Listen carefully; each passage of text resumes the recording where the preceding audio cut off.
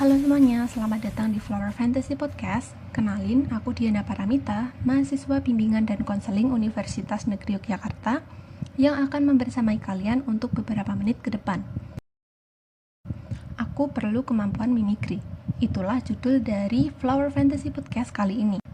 Mungkin sebagian besar dari kita udah tahu ya apa itu mimikri.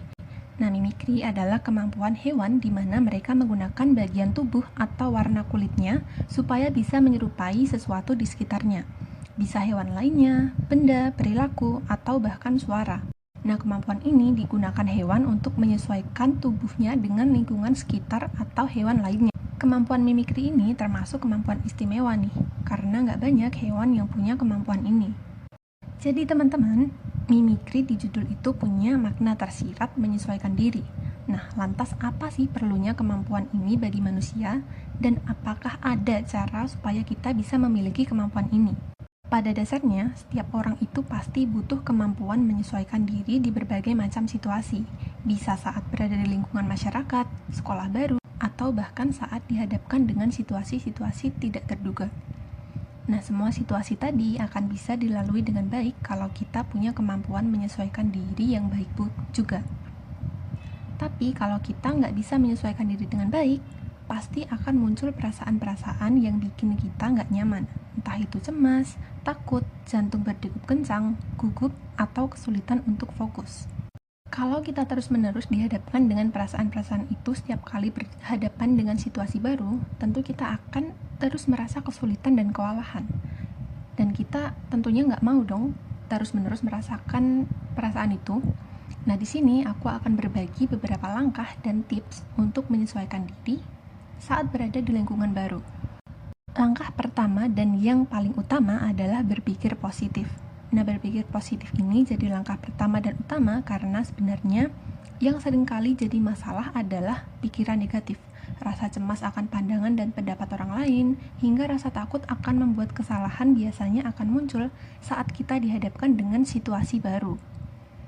Nah, kalau kita sudah berhasil memunculkan pikiran positif ini, langkah selanjutnya adalah menyiapkan diri, baik secara fisik maupun mental.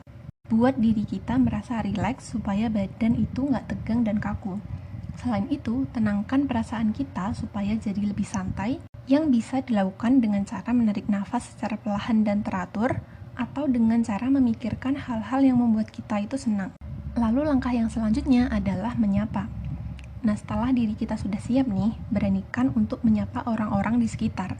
Jangan lupa untuk tersenyum, supaya lawan bicara kita nggak segan nih untuk menanggapi. Ketika kita sudah menyapa, kita bisa nih mulai percakapan sederhana seperti menanyakan nama, lalu mulai beralih ke topik lain yang berhubungan dengan situasi saat itu. Yang selanjutnya, jangan lupa untuk toleransi.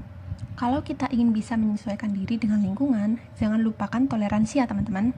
Karena kita nggak bakalan bisa nih menyesuaikan diri dengan lingkungan kalau kita nggak bisa menerima perbedaan yang ada di sekitar kita. Dan yang paling terakhir adalah tetap jadi diri sendiri.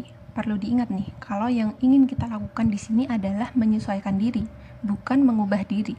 Jadi perlu dipahami bahwasannya ketika kita ingin menyesuaikan diri dengan lingkungan, kita juga perlu membuat batasan terhadap diri kita sendiri. Nah, itu tadi adalah beberapa langkah dan tips yang bisa kita lakukan untuk menyesuaikan diri dengan lingkungan baru. Tentu langkah dan tips ini tadi bukan aku bagikan hanya untuk dipahami saja teman-teman, tapi juga untuk dipraktikkan. Karena apa sih gunanya kita punya keinginan tapi nggak pernah berusaha untuk mencapainya? Meski awalnya sulit untuk melakukan perubahan, asalkan kita berani dan terus mencoba, pasti akan membuahkan hasil yang memuaskan. Oke, cukup segitu yang bisa aku sampaikan di Flower Fantasy Podcast kali ini. Aku harap apa yang aku sampaikan bisa bermanfaat bagi kita semua, dan aku juga berharap ke depannya kita bisa menjadi pribadi yang lebih baik lagi. Sekian, dan sampai jumpa.